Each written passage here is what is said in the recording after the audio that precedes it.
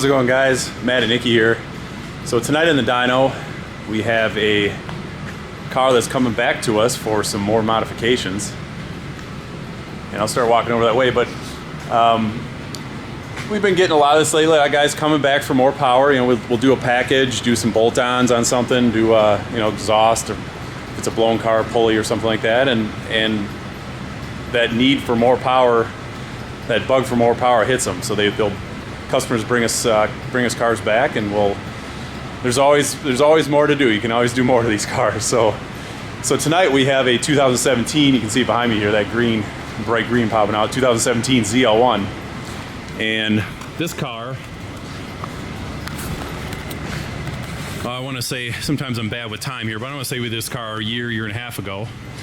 So this is our stage 1 package for the 6th gen Zl1. So all external bolt-ons. So you can see it's got that. We'll start kind of at the intake side here. So it's got a rotofab intake with the dry filter. Really nice unit. We like those rotofabs. They work really well. It's got a Nick Williams 103mm throttle body. The supercharger inlet is ported to match that big throttle body. So I take the snout off and hand port it. Obviously enlarge it. Enlarge the opening right here.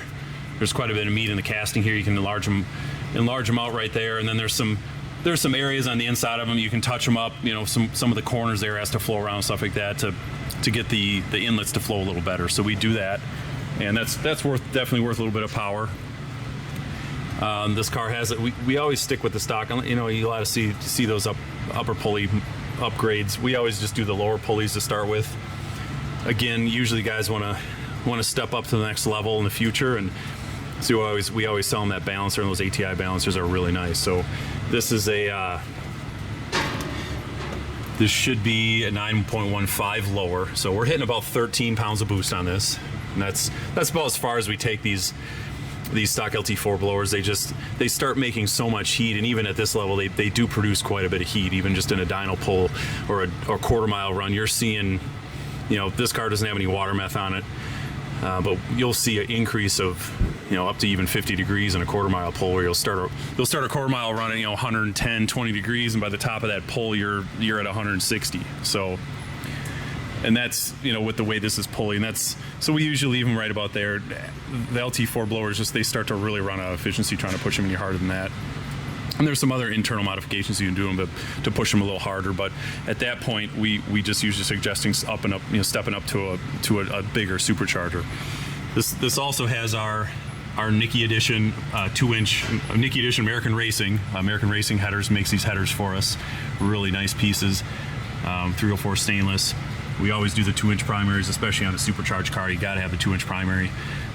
We have dyno tested that to no extent. The 1 7/8 just make less power. So especially on a forced induction application like this, the 2-inch headers, it's a big difference. It's 10 horsepower, 15 horsepower at the rear tires when we're talking this kind of level of power and torque. So, and otherwise, yeah, it's got those headers, and then it's just a short system, so it connects up to.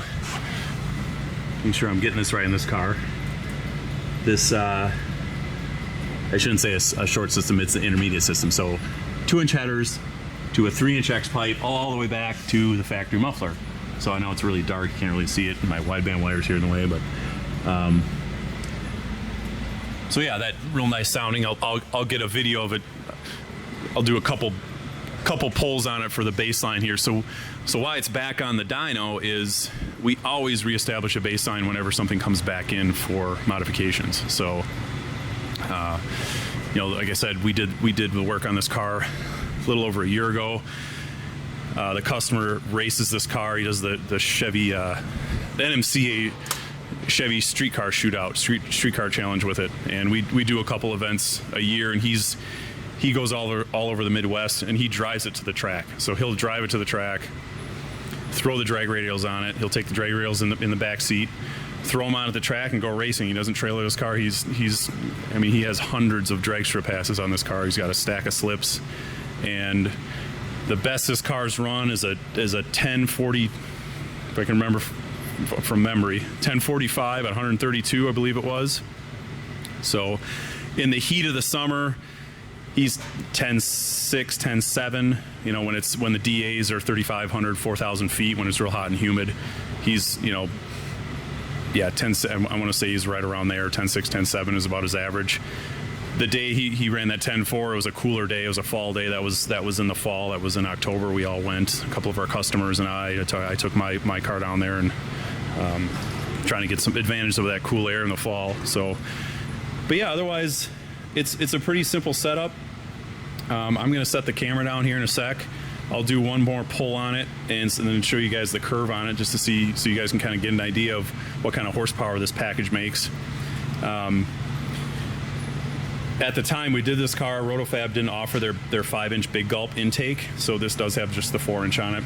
The 5-inch intakes are worth just a little bit of power on a setup like this, so obviously from here on out on a package like this, we would recommend the 5-inch unless there was a different reason why a customer didn't want a 5-inch intake, but because those do work pretty well.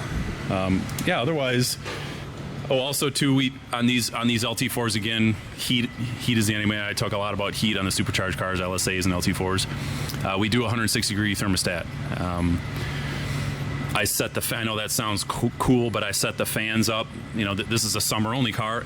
Pretty much all of these cars that we do are summer-only cars. These guys are not driving them in the winter months when it's cold out. So if somebody were to be driving a Camaro like this in the wintertime and was a year-round driver, we might recommend just doing maybe a 180. But again, summer-only car, most of the driving is done when it's 80, 90 degrees out. So we put that cold thermostat in, and then I just set the fans. So the fan kicks on and holds the engine temperature about 180, 185. The oil temperature will always, even with the coolant temperature at 180, 185, the oil temperature is always going to be 190, 200 degrees on a warm summer day when you're cruising these cars around. So we, and again, we can lean on the engine just with 93 octane, because this is just straight 93. There's no water meth. There's no E85 in this car. There's just a straight 93 tune.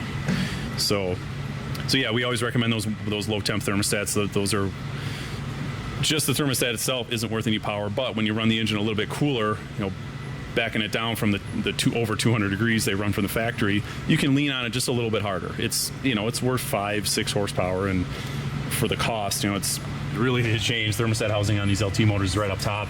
You pop that off, you pop the little thermostat insert out, swap it out. It's super easy and quick. So it's something we always sell. You know, pretty much any package we push for a low temp thermostat. And again, unless it's a cold weather car, unless for some reason somebody's driving their Camaro in the wintertime, then maybe not. We, you know, stick with a stock one or maybe just a 180. But just make sure I mention that also. Just making sure I'm going over everything. Sometimes I forget little things we do, but that's basically it. You know, cold air intake, throttle body, ported inlet, long tube headers, no catalytic converters with the 3-inch system to the stock muffler, and lower balancer with a 9.15-inch ring on it, ATI balancer. So that's our Nickey Stage 1 package on the LT4 Zl1s. And now, you know, obviously there's, you know, the throttle body is kind of an option.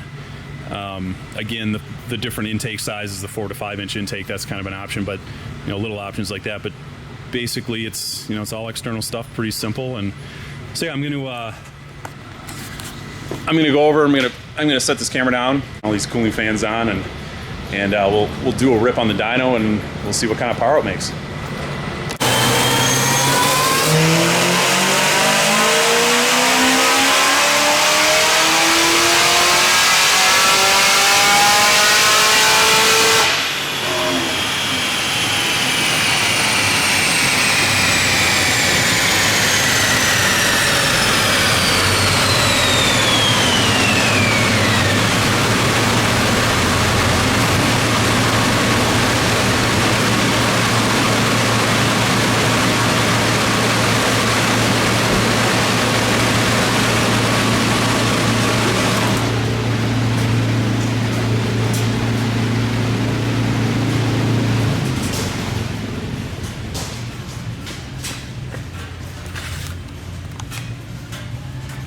All right, guys, let's go take a look at this graph.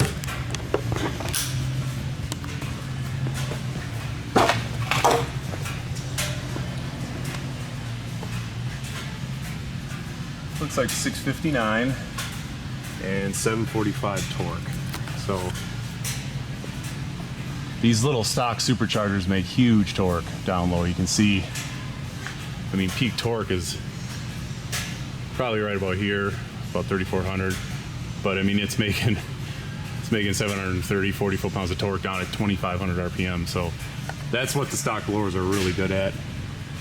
But we're gonna take that off this car and we're gonna upgrade a little bit. So, but yeah, again, this is just a baseline, a re-baseline, I should say, of, you know, some previous work we did. We always like to bring these cars back when cars come back. We always like to put them back up in the dyno just to make sure they're still healthy and they're still in good running order. Of course, again, this car gets raced, and we always like kind of reestablishing a baseline. But that's right about where it left off. It might have been a smidge higher on the last video we did of this car, but the last video we did might have been a little bit of a cooler run. So I was doing some other stuff and I kind of forgot about it. I was letting it sit on the dyno idling, so I was idling for about 10-15 minutes. So the blower got a little hot on that one. But again, just a baseline that looks really good.